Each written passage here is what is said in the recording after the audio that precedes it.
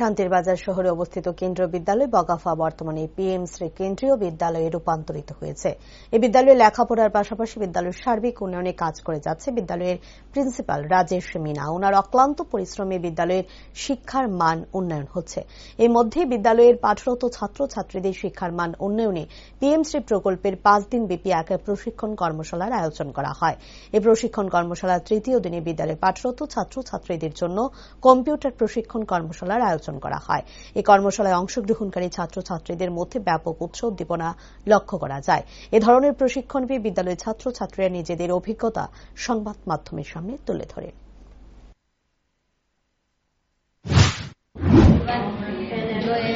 AI और machine learning के बारे में जब हम सीख रहे थे हमें बहुत मजा आ रहा था और 3-4 दिन हमें प्रैक्टिकल करवाएंगे और उसमें हमें हमारी सीख बढ़ेगी, नॉलेज बढ़ेगी एंड लर्निंग स्किल्स भी बढ़ेगी। Thank you.